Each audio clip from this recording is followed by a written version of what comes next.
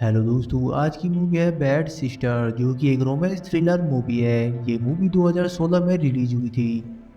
Film की शुरुआत Jason नाम के लड़के से होती है जो कि एक कॉन्वेंट स्कूल में एडमिशन होने पर उसकी घोषणा करने के लिए इंटरनेट पे एक वीडियो बनाता है। वीडियो बनाते वक्त वो गाता और गिटार भी बजाता है और वो इस चीज के लिए इंटरनेट पे काफी फेमस है। उसके साथ उसकी बहन जॉय भी इस स्कूल में पढ़ने आई थी और पहले दिन वो दोनों अपने पेरेंट्स के साथ यहाँ आए थे। उनकी हेड मिस्टर रेबका उनका स्वागत करती है। जेसन को जॉय की रूममेट सारा पे क्रश था। अगले सीन में सिस्टर रेबका एक नई नन सिस्टर सोफिया का वेलकम करती है और उसको अपने ऑफिस में ले जाते हुए रास्ते में जेसन से उसका परिचय कराती है और ऑफिस में पहुंचने के बाद सिस्टर सोफिया को स्कूल के नए नियमों के बारे में बताती है। बाद में सोफिया बेड पे लेट के अपने लैपटॉप में जेसन का वीडियो देखती है और उसको किस करती है। अगली सुबह वो क्लास में जाती है और स्टूडेंट से अपना परिचय कराती है। हालांकि वो नोटिस करती है कि जेसन और सारा अपने बातचीत में लगे हुए हैं जैसे कि वो यहाँ है ही नहीं। अब वो गुस्से और जलन में सारा को आगे के डेस्क पे बैठा देती है ताकि उसको जेसन से दूर रख सके।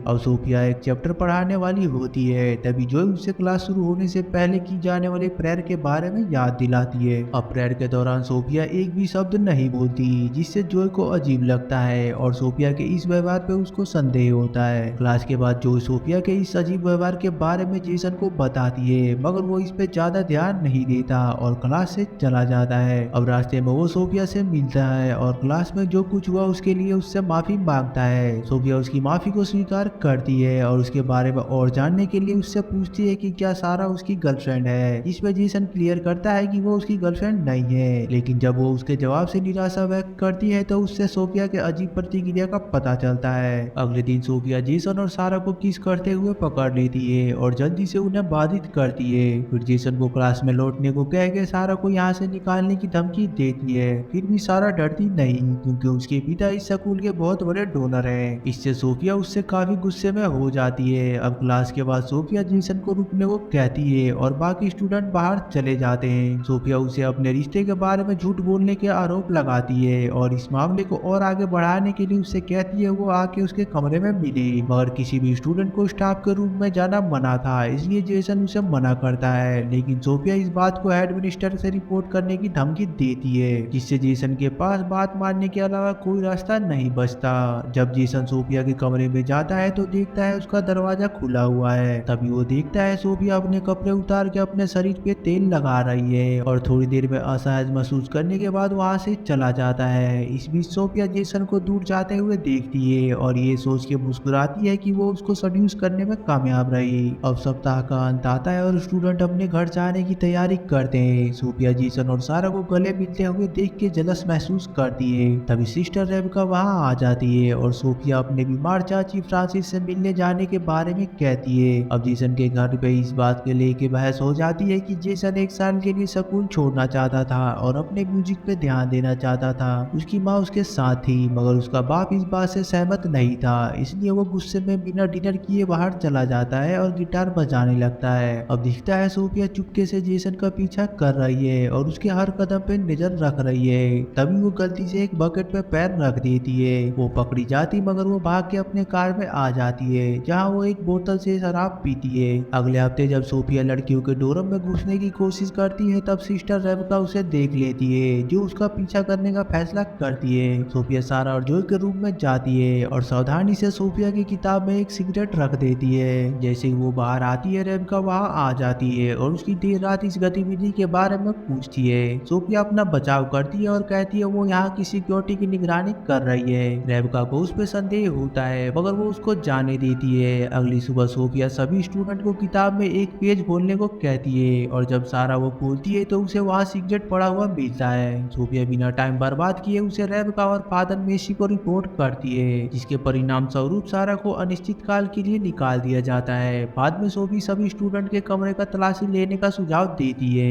अब निरीक्षण के दौरान जेसन के कमरे में शराब की बोतल मिलती है जो कि सोफिया ने उस रात कार में पी थी। सोफिया जानबूझ के जेसन के के प्रति सहानुभूति दिखाती है और रेबका से जेसन को स्कूल में रहने देने के लिए विनती करती है और जेसन को वीकेंड पे यहीं रह के सिस्टर नन की सफाई में मदद करने को कहा जाता है। एक दिन सोफिया घास काटने में जेसन की मदद करने की पेशकश करती है और बात करते करते सोफिया जेसन के करीब आ जाती है और अपने शर्ट के बटन खोलने लगती है। उसी समय जेसन का ध्यान सोफिया के शर्ट के नीचे छुपे और उबड़े हुए चीजों पे पड़ता है। सोफिया इस बात से बेफिक्र दिखती है और ये जान के खुश होती है कि उसने सफलतापूर्वक जेसन को सड्यूस कर लिया है। इस बीच हमें दिखाया जाता है कि ये असली सोफिया नहीं है, जो असली सोफिया थी उसे इसने पहले ही मार के गाड़ दिया है और यहाँ जेसन को पाने के लिए आई थी और यहाँ किसी ने असली सोफिया को पहले नहीं देखा था। अब बाद में जब जेसन सो रहा होता है, सोफिया उसके कमरे में सड्यूस करने के लिए जाती है और शुरुआत में उसके रोकने के बावजूद भी सोफिया उसे सड्यूस करने में कामयाब हो जाती है और दोनों वहाँ इंटीमेट होते हैं और सोफिया ने ये सब अपने मोबाइल में रिकॉर्ड कर लिया था।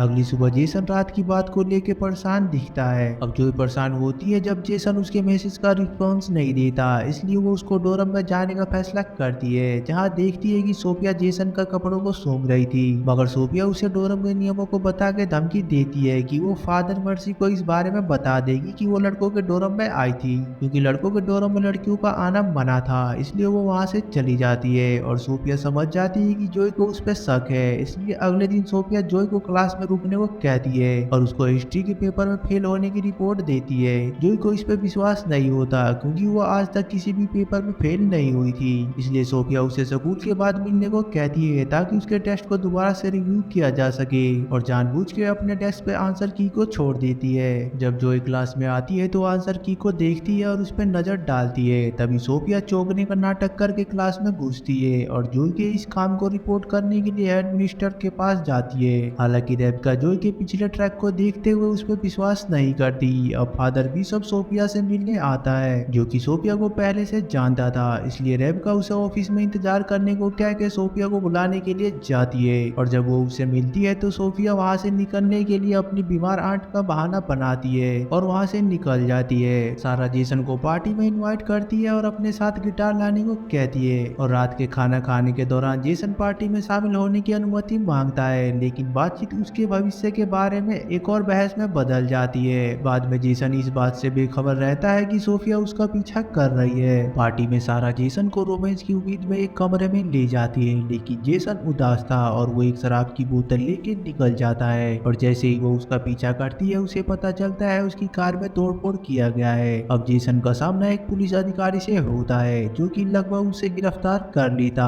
लेकिन सोफिया टाइम पे वहाँ पहुंच जाती है और उसे बचा लेती है और नशे में उसे अपने घर ले जाती है। जेसन उसके साथ जाने के लिए मान जाता है और वहाँ सोफिया उसे समझाने की बजाय ये कहती है कि वो दोनों ये देश छोड़ के भाग जाएंगे, मगर जेसन मना कर देता है और वहाँ से चला जाता है। जेसन निराश होकर सड़क के किनारे बैठता है और अपनी बहन को उसे लेने आने के लिए कहता है। अनजाने में उसके पिता उसकी बातचीत को सुन लेता है और उसको खोजने का फैसला करता है और आखिरकार वो जेसन को ढूंढता है और उसके सपने पे विश्वास न करने के लिए उससे माफी मांगता है। अगले दिन जॉय और जेसन स्कूल में जाने की तैयारी कर रहे थे, तभी जॉय नोटिस करती है कि कोई जल्दबाजी में स्कूल जाने के लिए कार चला रहा है और स्कूल पहुंचने पर पता चलता है ये कार सोफिया की है। बाद में जब जेसन अपने रूम में जाता है तो देखता है कि सोफिया उसके बेड पे बेहोशी की हालत में गोलियों के साथ लेटी हुई है और जल्दी से उसके पास जाता है और सीपीआर देता है। तभी वो उसे किस करती है। तब वो समझ जाता है कि सोफिया नाटक कर रही थी ताकि नाराज जेसन की भावनाओं को माप सके।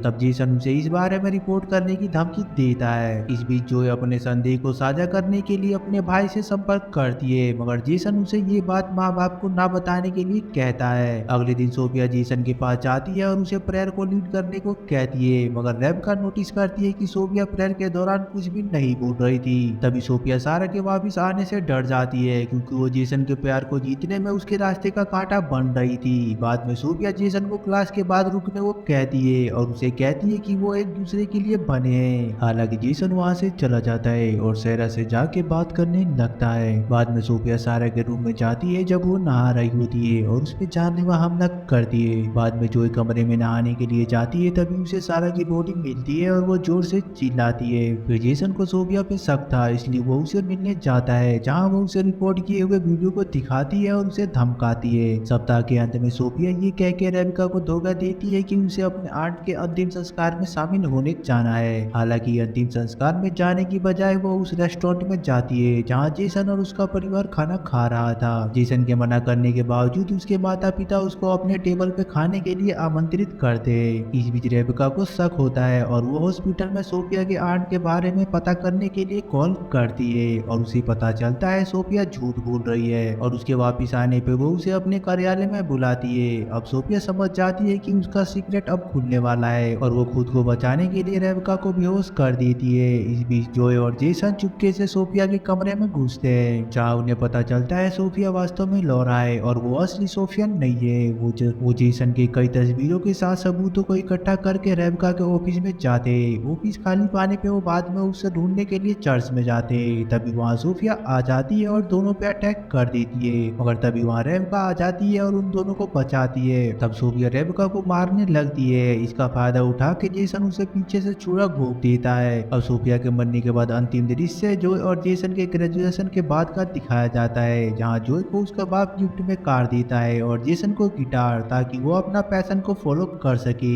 ऐसी और मूवी देखने के लिए लाइक और सब्सक्राइब जरूर करें।